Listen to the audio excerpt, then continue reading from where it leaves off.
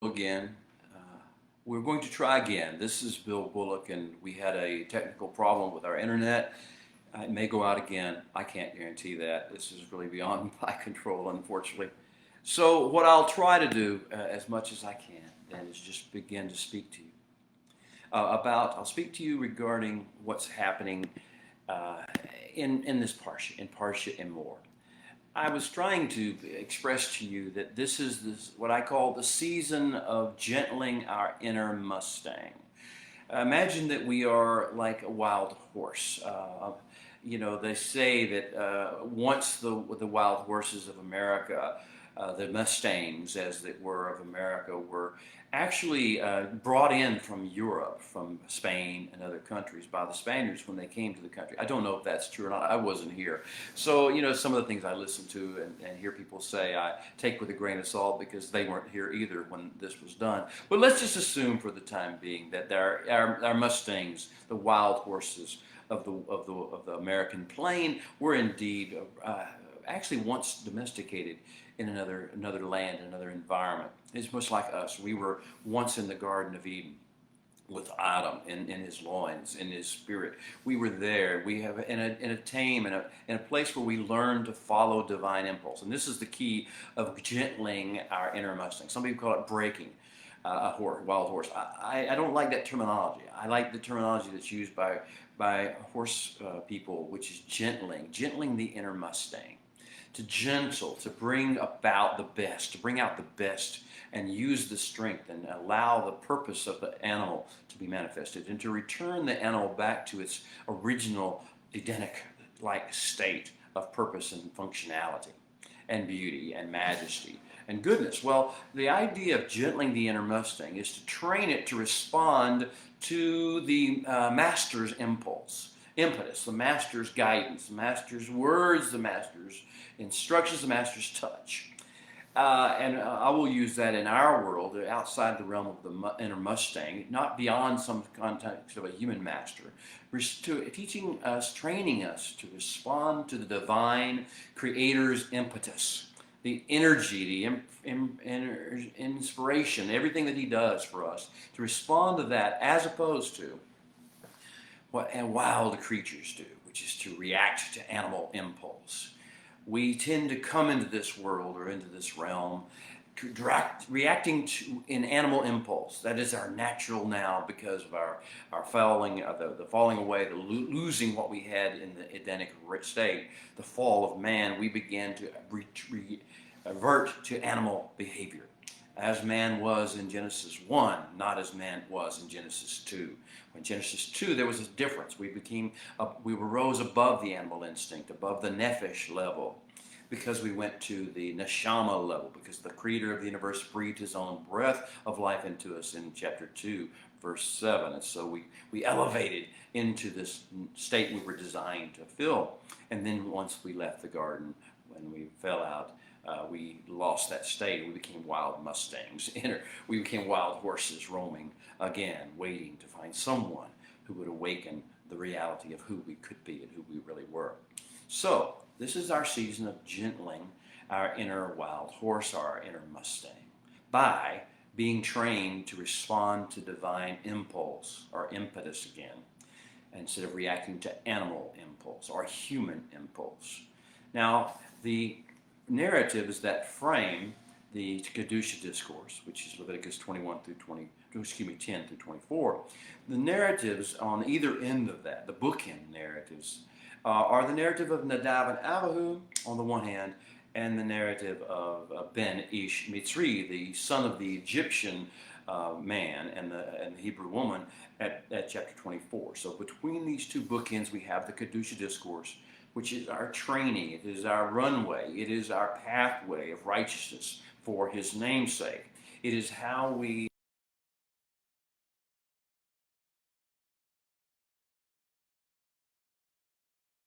life. Well, we're in this training program to respond to divine impetus as opposed to reacting to animal impulse, and the Creator has given us these two narratives at the bookends of Kedusha discourse to show us what happens when you respond out of human or animal impulse rather than responding to divine impetus. Nadav and Abihu, the first case, that we could deal with. What did they do? Everyone else was worshiping. Everyone else was in this state of total humility and surrender to the will of the Holy One. Everyone else was speaking, channeling, as it were. I hate to use that term because it's been misused in some other context. But in some ways, just radiating and republishing the praises, the worship, the atmosphere of heaven by virtue of their tongues, by virtue of what they're really speaking.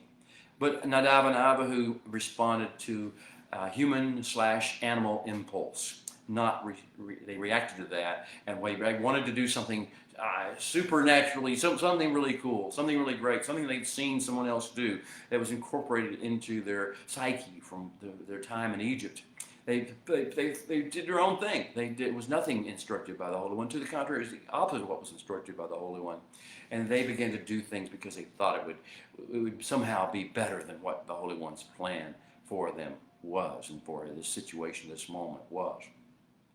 Well, so they did that, and the results are obvious. We know that you can't react to the animal impulse when you're trying to be a vessel of Kedusha energy to bring healing and restoration and fixing to the world. So that's the first example. The second example at the end of the story is, at the end of the discourse, is the Ben Ish Mitzri, the son of the man of Egypt. And obviously what he does is he goes out into the camp. We don't know why he goes out, that he yatzaz, he goes into the camp. We're not told, at least. We have some reasons that the sages have suggested. But he goes out into the camp and he immediately gets into a fight. He gets into, and in Hebrew, the term that's used actually is like when you pull someone's hair in anger. And he goes out and he begins to pull the hair of a Hebrew man. It isn't identified. And then he does another thing. He in English it says he blasphemes the name. In English Bible, a lot of times it says the name of the Holy One. That's not what the Bible says. Not what the Torah says. The Hebrew does not say the name of the Holy One. It just says he blasphemes, or and there's another Hebrew verb there, kalal. He kalals. It's a kuf lamed lamed. He kalals Hashem. And we, of course, have learned to treat that by virtue of years, meaning the Holy One. But Hashem just means the character, the nature, the attributes, the persona of who you really are. And so what he does is kalal the Hashem, the attributes, the behaviors, the characteristics of who he really is and who we really are. And as a result, the people were shocked. And we see that he reacted to animal impulses. He reacted to anger. He reacted to emotion. He reacted to woundedness. And there's stories behind this. And we'll get to it in just a moment. But I want you to see that the Holy One is framing his narrative of how to radiate Kedusha into our world and fix the world and bring healing and restoration into every sphere of influence he assigns to us. Every place the sole of our foot shall tread. Every generation we impact, he allows us to do that, but we have to maintain response to divine impetus rather than reaction to and out of animal impulse or out of human thought processes, human things we have learned behaviors, out of acting out of sense of our own will, our own thoughts of what's right, our own thoughts of what's fair. You're going to find out in the Kedusha discourse, the kingdom of heaven is not about fairness. It's really not even a term we consider. That's a very human, earthy way of thinking about things. The Holy One says, no, I created you. I tell you what is right for you. And you don't worry about fairness or unfairness, justice or injustice. Let me take care of those factors. You just respond to my divine impetus.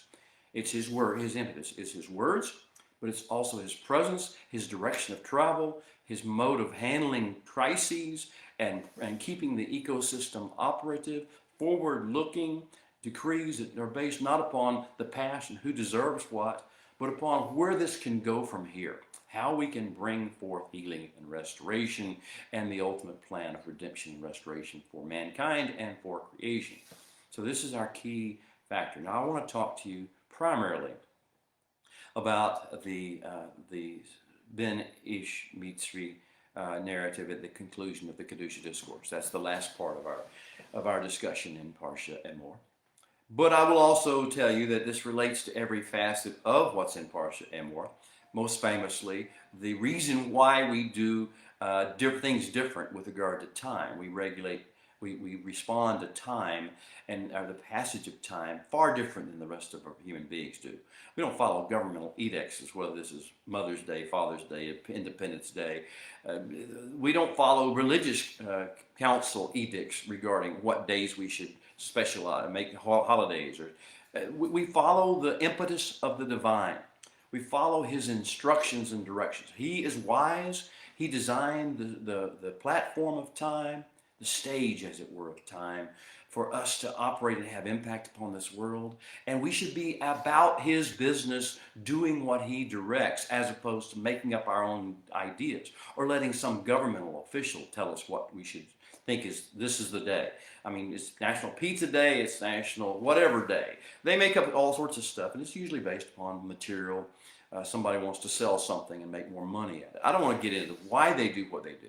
There's religious concepts. Religious organizations make up their own stuff. Whole religious movements have made up their own holidays, and they become the big things. And they're usually driven by money and driven by trying to perpetuate the religious organization by requiring attendance and bringing sentiment into play. Now, we don't do things that way in the kingdom. The Holy One says, respond to divine impetus with regard to time, not react to animal impulse or sentimentality or sensuality or monetization schemes in regard to what you do with regard to time. But let's pass forward for that. We know that's why we do Passover. That's why we do unleavened bread. That's why we do the first cutting celebration of barley. That's why we do the Seferet HaOmer, the counting, as we call it, of the Omer. And that's why we do Shavuot, and it's why we do Yom Teruah. It's why we do the Feast of Trumpets. It's why we do Yom Kippur, the Day of Atonement, as it's called. It's why we do Sukkot, Chag Sukkot, the festival of the tabernacles, of the shelters, and the booths. And that's why we do Shmini Atzeret at the conclusion of it. Now, I'll pass on through that. I know that we love to talk about that because it's so beautiful to see that his Kedusha is radiated if we just follow his directions. Radiated into our families, radiated into our lives. But now let's move on to the narrative at the conclusion. The narrative of Ben Ish Mitzri. Why he chose this to be the bookend to the Kedusha discourse. What are we supposed to learn from this narrative? Basically, I would like to, before I read this passage, let's do the Baruch Hu. Join with me if you would. Baruch Hu et Adonai Hamborah. Baruch atah Adonai Hamborach leolam va'ed. Baruch atah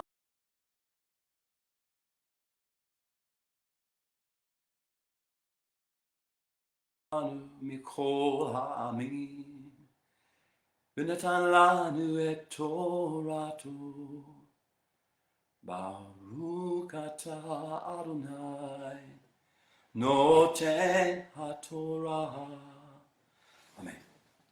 So what is going to happen as we get towards chapter 24 of Leviticus, as we get ready to end this, at the conclusion of the Kedusha discourse, a narrative comes up. And here's what it says. The son of an Israelite woman, Israelite, Ben Israelite. And he was the son of, in English we read, an Egyptian man. Ben Ish Mitzri in Hebrew. Among Bnei Israel. He was there with Bnei Israel, though he was a son of an Egyptian man, father, sire, and a Israeli woman of the tribe of Dan, we'll learn later. And so we have this person, this strange thing that we see that he identified by virtue of his half status, half of the son of Egyptian man and the son of a Hebrew woman.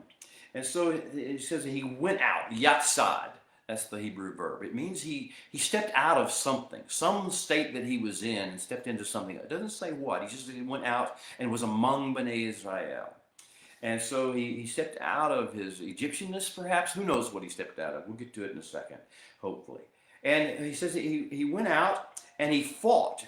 Hebrew, the word, it means actually to grab a hold of the hair in anger as part of a battle or part of a conflict, as part of out of human emotion to begin to do that. So he did that, and then it says that he, English says blaspheme the name. Again, it's Kalal Hashem. And so basically he began to do something that diminished, that called into disrepute, into dishonor the character, the nature that the Holy One had designed for mankind, and particularly for Bnei Israel. So this camp was supposed to be holy, a place of beautiful tents. How lovely are your tents, O Israel. This is supposed to be beautiful, and now he brings into something else. You could also obviously try to apply this to blaspheming the name of the Holy One, but that's not what the text actually says in Hebrew. So let's just take it in this bigger context of demeaning the characteristics in the name of Bnei Israel. And so he does that, and then as that happens, it says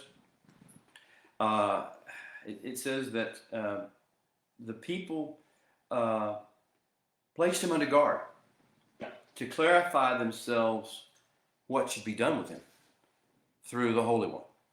Now, if you will remember, I told you that this is about taming the wild horse within us, the wild Mustang within us, and learning to tame it by training it to respond to divine impetus rather than react out of human or animalistic impulse. Now let's go back and talk about Ish Mitzri. Actually, Ben Ish Mitzri, the son of Egyptian man. Now the term Egyptian man, Ish Mitzri, has been found. Where have we heard this before? This is not the first time we have been introduced to the phrase, the descriptive phrase, Ish Mitzri. This is Ben, the son, but this is Ish Mitzri. His father was Ish Mitzri. Who was Ish Mitzri? Where have we seen this? We've seen it in two places.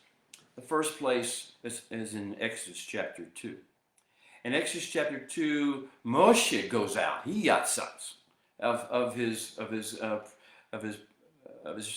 palace from Egypt, and he goes out into among the people, and among the people he sees Ish Mitzri.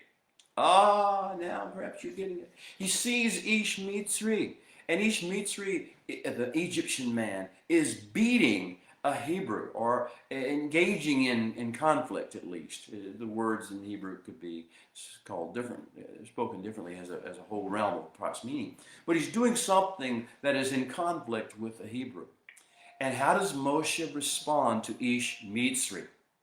He responds to Ish Mitzri with vengeance, with anger, with self-righteousness, indignation, all the animalistic behaviors, the impulses of the human, fallen human, all the things that would stir you. Now, most of the world tells you this is what you're supposed to do. You should react out of impulse. You should be angry. You should be impulsive. No, the Holy One would say different. So Moshe responds to Ish Mitzri, the father of this man. He responds to the father of this man by getting all up into his flesh, getting all up into his pseudo-intellectual sense of what's right and what's wrong and what's fair and what's unfair and what's just and what's unjust. And he takes the Torah into his own hands. Actually, he just takes the law into his own hands, because the Torah goes far beyond any human concept of law. Then Moshe reacted at that beginning stage of his activities, of his calling forth. This is what he had to come to learn, to be tamed and trained, so he would not react to that negatively. So the people are now reacting to Ben Ish Mitzri, not the way Moshe did. They are calling it, they're holding him and saying, let's wait to see what the Holy One says. They are beginning to be ready, after the Kedusha discourse, to be ready to start responding out of divine impetus rather than reacting out of human impulse or fleshly, animalistic, pseudo-intellectual impulse. This is a major shift. This is why the story, I believe, is put at this particular location. It's calling us all to learn not to just act out of how we feel, how we respond, how we react at least to emotionally to the things that we see. We can see things that offend us, that hurt us, that wound us. We can see things that make us afraid or make us outraged by injustice as we would interpret it, or unfairness as we interpret it, or just plain revulsion as we would interpret it. But you see, that's not what we're ever supposed to act at. And we choose a level of Kedusha. We need to have a level of Kedusha to be able to be the people God has created us to be. And we have to be able to learn to reject the call, the pull, the impetus of human impulse. And it's so they put him aside. Now, what was it? What is it that is the evidence of the animalistic impulse? First of all, we see that the Ben Ish Mitzri was also Ben Israelite. He had both aspects of who he was, and he was in the camp of the redeemed. And so his character, his attributes should be modified, should be molded by that. But that's not what happened. He went out. He yatzad. He left the person he was called to be and had been trained to be, and he went out. He reverted back. It's kind of like Nadav and Abihu, right? They reverted back to what they had seen the magicians do in Egypt, back to the way other nations worshiped their gods, or anyway interacted with their gods. He went out of who he was. He yatzad. That's the first sign. When you take on a personality that's different than who you're called to be. Do you understand what this means, my beloved, my friends? Why, when you step out of who you are and you begin to behave like the world around you, or the things that you've seen other people do, or the callings of your animalistic flesh, your appetites, your urges, your sense of pseudo-intellectual right and wrong and good and bad and evil and well, and all the things that you might see and think in your own head. How do you not do that? Well, that is what the whole idea of the tabernacle is, about the Mishkan, the dwelling of the Holy One with us. He teaches us and trains us how to respond out of His divine impetus, out of His holiness, out of His goodness, out of His long-term vision and plan. He just teaches us how to do that, but we have to fight back, fight away, push back, say no to our animalistic impulses. So this is the first thing that happens. So he goes out, he leaves who he is, and then he begins to be quarrelsome. He finds a man, we don't even know who he is or what the subject matter was. Do you know people, have you ever been a person, unfortunately, who is just quarrelsome?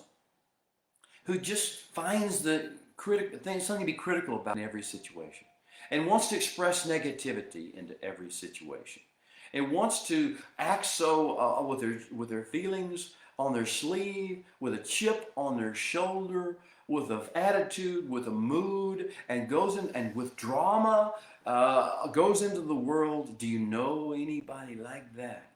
Do you understand how toxic that is to every environment in which it enters?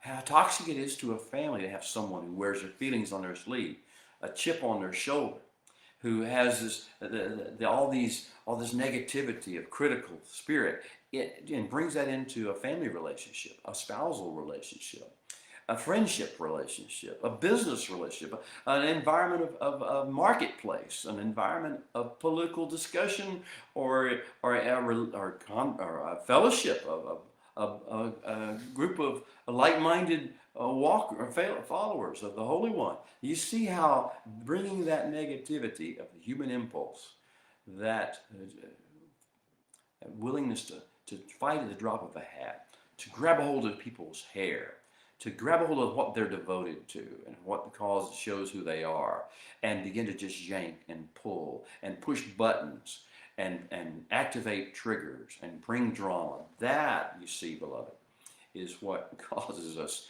to lose the Kedusha, to leak the Kedusha, and instead to bring the opposite into every environment. So first thing is, he yatzad about for who he had learned to be and called to be by virtue of being in the presence of the Holy One. Secondly, he begins to be argumentative and just be a drama king, a drama queen, a drama person, bringing all this negativity and the feelings and emotions into every conversation, and getting his wounds and scars and his offenses out there publicly to discuss in the public forum. And you see, this is what goes on. And then there's the third thing. It says that he blasphemed the name. Again, the Hebrew is kalal. And the Hebrew word is not, blaspheme is sort of an English translation that we I don't mean to in any way. I think the people who translated the Bible probably meant well. I think they were probably scholars in their own right. But when you take a word like kalal, the Hebrew, and you translate it to blaspheme, especially now in the modern era, it just doesn't fit, doesn't match. Kalal means to hollow out and make meaningless, or make little, to be little, to somehow take something that is valuable and take all its value away and present it as being worthless. Tarnish silver, as you would say, in that process, or anything that's beautiful, to take it and rob it of its beauty, cover its beauty up with ugliness and ashes. That is to kalal, and so he kalaled the name, and I don't mean the name Yod-Heh-Vav-Heh, the name of the creator of the universe as we think of it in modern English terms. He didn't say the name of the Holy One. That's what the English Bibles have added to it. But he just says the name. And what is the name? Who are you? What are your real attributes? Who are you called to be? And that's what he blasphemed. That's what he kalaled in this regard. That's what he robbed of its beauty. That's what he tarnished and caused to be ugly. And so this is, how are you doing with your name? With the name that has been given to you? Now, the thing about Emor and the Holy One speaking to Aharon, or speaking to Moshe to tell Aharon to do certain things, what does Aharon, what does the priest do? Now, beyond the issue of the korbanot and what happens in the tabernacle, the priest still has a duty. Still has a responsibility, still has a Kedusha calling and a mission. And that mission is to bless Bnei Israel. You know, the Aaronic blessing. You understand, I hope you remember, may the Holy One bless you and keep you and make his face shine upon you and be gracious to you. And may he lift up his countenance upon you and may he give you shalom. Well, this blessing, the Holy One has empowered the Kohanim, the priests, to bless. And they still are to do that now. And so whenever we see that there's a priestly calling upon our lives, the issue is, how much can you bless? Whether you're a priest, whether you're of Bnei Israel, whoever you are, whatever level of blessing you have received from the Holy One, that you are supposed to give. Now, the thing about the priestly blessing, the Aaronic blessing, that's so fascinating is, he says that in this way, by saying these words, these blessings, it's more than the words, it's the bar, not just the Emor, the word, just the actual words. It is the power of the word, the substance behind the words. When you say these things, he says, you will place my name upon Bnei Israel, upon the people of Israel. By virtue of this pronunciation of this blessing, we bring about the fullness of the name. We reveal the character, the attributes, the persona, the reality of who he really is. Now I hope you understand what happens whenever you begin to not speak forth the blessing God has given to you. When you don't choose your words wisely, when you don't choose your narrative, you don't choose carefully how you're going to speak truth, how you're going to reveal the wisdom and the counsel of heaven. Because you see, we are called to be blessings. We're called to release blessing. And in that way, we are to reveal not just words of truth, not just ideas or concepts of truth, heaven forbid. Instead, we're to reveal the truth as he is, the character of who he is, and as he has revised, reformed, transformed us into being. We are more like him. Well, beloved, these are the things that happened with regard to the narrative that closes the Kedusha discourse. It very parallels the opening narrative, the bookend narrative. The idea is really this: will we operate in this life under and according to and in response to divine impetus? Who he is, what he has done, and what he is doing, and what he has said. Or will we instead try to always filter that through and instead react out of human impulse, animalistic impulse? Going back to the beginning now, and we'll finish up with this. Going back to the beginning of Parsha Emor, the thing that the Holy One tells Moshe to speak to the Kohanim is, do not make yourself tameh, unclean, corrupted by certain things. Now, in English Bibles, again, we have misinterpreted or overstated something. What it says is, don't make yourself unclean for a dead relative. Well, the word dead is not in the Hebrew, and not there. There's another place later in regard to the actual actions of the high priest that it is, but not here with regard to the ordinary Kohanim. The ordinary Kohanim are not to, the issue is not the dead among their relatives. The issue is the living among their relatives. It is not nefesh met or met, which would be dead.